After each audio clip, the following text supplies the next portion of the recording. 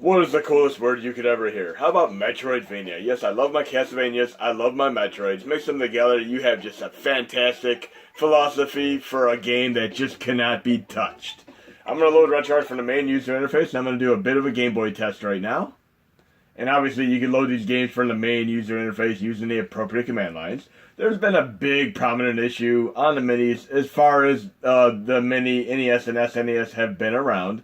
And I'm going to go a little bit into this today as I do my test video. I'm going to load content, start directory, dummy, Game Boy test folder. I'm going to load the original Metroid 2 Return to Samus, the way we've been emulating this for over a decade or more now.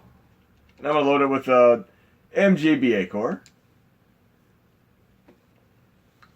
Really fun game, despite the fact that this, along with Metroid Other M, are both considered the black sheeps of the Metroid family. I love each and every Metroid game, no matter how bad or good they are. I mean, I just love them all, and obviously, the original Metroid Primes are absolutely fantastic. I do have the Metroid Prime trilogy that was released on Wii, and that one's kind of a rarity nowadays, but I luckily picked it up at a really good price when they were trying to liquidate stuff at Best Buy. But this is the way we've been emulating this for years, and there are always people out there who are trying to better the experience, and they've really taken this to the next level, and they've done some really nifty stuff, such as added color palette hacks for the game. And unfortunately, on the mini for the last 2 years that we've been running these, we've had some considerable issues loading these color palettes the way that they should properly display. And in my very first Game Boy colorization video, I showcased one of these palettes, and it just looked like garbled graphics, despite being incredibly cool on the mini. But I'm going to show you the second palette that I loaded. One that it was a little bit better, but still didn't display properly, because you could load the exact same palette on a PC with a standalone emulator, and it would just run absolutely fine. So I'm going to load the second one here. It is a lot better than the first one I displayed in my colorization video, though. It is right here. Metroid Return to Samus, Colorize. This is the second hack that I used. And I'm going to load this with Gambetta, the other core that I run Game Boy games on. And again, this runs a lot better on PC as far as properly displaying the palettes, but it's still incredibly cool, and a big drastic step up from the original one that I displayed in the video. But you can see the Metroid at the bottom right there, which is mostly white with a little bit of red. That doesn't look proper. And the way the HUD display is there, the numbers and all that, the enemies, I mean, they're all a little bit goofy and off-kilter looking. And again, Gambetta and MGBA just cannot properly display these palettes, but on PC, they can. But guess what? That's no more. We're going to have a new incredible Game Boy core that is properly able to display these, and this is pretty awesome. You're going to see this in action today. You're going to see Metroid 2 Return to Samus the way that it should have been displayed to begin with. So I'm going to go to load content. I'm going to load the first one that I loaded in my test colorization video. And I'm going to load it with a new Game Boy core. It's called Gearboy. This is the first one I used, and it looked like garbage in my first test video.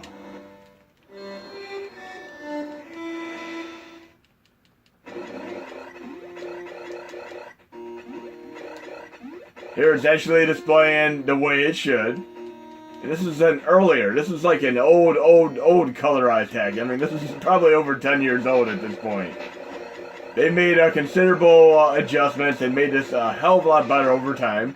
And you're going to see the culmination of all those efforts in what I consider the penultimate Metroid 2 Return to Samus colorized hack. And it's going to run on your mini near effortlessly and to true perfection.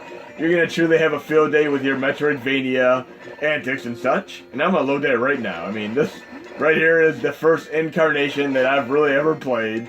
It's cool, and it was a great gimmick for the time. But we're going to move on to the 21st century and play it the way it's supposed to be played. Low content, start directory, dummy. And I'm going to show you how to apply this patch as well. There are two different ways you can apply the patch. I'm going to load right here, Metroid 2 Return to Samus, and this is the penultimate colorized hack. It looks absolutely fantastic. It's a beautiful thing indeed. Now I'm going to load this with the same core, Gearboy here. Make sure I'm loading. I'm going to let the display here. Okay, we're good to go. And from the get-go, you can see it looks a lot better. I mean, like a true NES game. The Metroid has green and red like it should. Samus Aran looks properly colorful here. The environments are pretty fantastic. I'm going to take this to the next level and even make it even cooler by applying a shader. I'm going to go to shaders, load shader. And this is a default shader in the RetroArch Extreme, of course. Go to 2XL. Again, this isn't going to work for every core. I mean, if you want to revert back, go to the load shader preset and go back to stock GOSLP. But I'm using 2XL, which is one that I've used for many emulators and cores over the years. And it's simply right here, 2XL, GOSLP. If you want to revert back, go to stock GOSLP. But it's going to look like a true NES game. It looks fantastic, and here you go. Enjoy. Look how beautiful this is now. I don't even feel like I'm playing a Game Boy game anymore. This is just true perfection. There's true depth to the colorization of all the enemies. I mean, look, they look beautiful here, just like a true NES game. I give huge props to the people who have worked on this Colorize hack, and I know this has taken a tremendous amount of effort, patience, dedications, and many years to pull this off. I mean, I feel like I'm playing a true Metroid 2 Return to Samus on NES right now. And there are no issues or limitations as far as running the color palette. I mean, on this core right here called Gearboy, it runs flawlessly. I mean, without issue whatsoever. We're going to play this for a minute, and then I'm going to move over to the PC and show you how to apply this hack from the update. So I'll include the hack as well as this core in the update. And you'll just do bin/Gearboy, and you're good to go. And you're going to be able to load other color palette hacks for other games as well, and you're going to find many other hacks run considerably better on this core than they do on Gambetta and or MGBA. So this is a great core to use if you're applying hacks and such. But very cool indeed. So with this update, you're all going to be enjoying Metroid 2 Return to Samus as it's never been experienced before on the Mini. This is going to be the first time in history on the Mini that you're going to be able to play this hack properly. So enjoy it.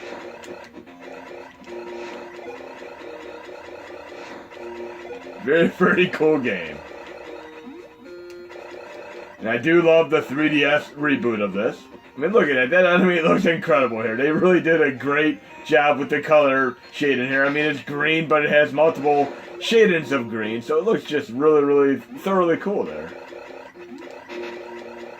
I'm definitely going to have to display more Metroidvania games in my videos because I really, I've had my own personal time taking on each and every Castlevania and Metroid game back to back. I love all the Castlevanias.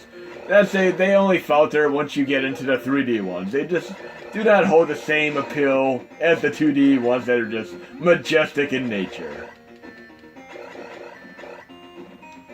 And yes, there's a lot of backtracking in this game, obviously.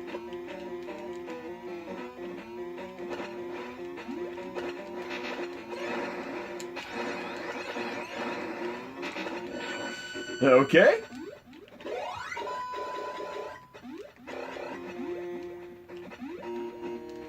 Well, we're going to move over to the PC portion now and do the tutorial. So here we go.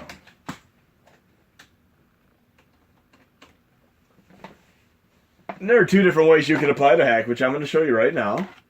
One is really easy. I'm going to go to the core set update here. I have a working folder here, but I'm going to show you where it's going to be in the update.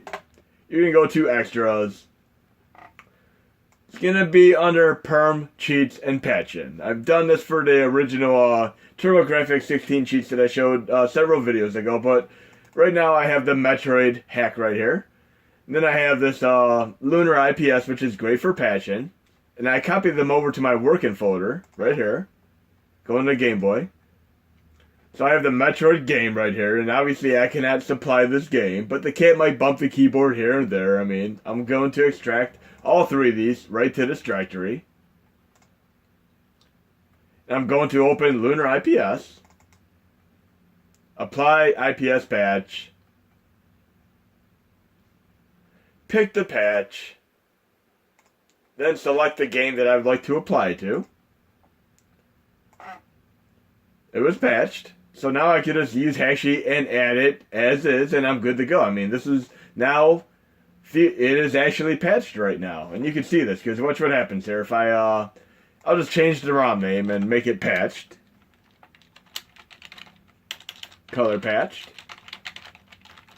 Now extract the game again. You can see the size of the game is vastly different. That has the patch applied to it. So we're good to go there. And there's a second way you can do this patch. And I'm going to show you the second way you can do it right now. I'm going to just simply delete this. Both of these. Because I can just add the patch to Hashi as is. I mean, and I'm good to go. I'll have the patch. But I'm going to show you the second way you can do this. I'm going to extract this game here. And I'm going to rename it to simplify it.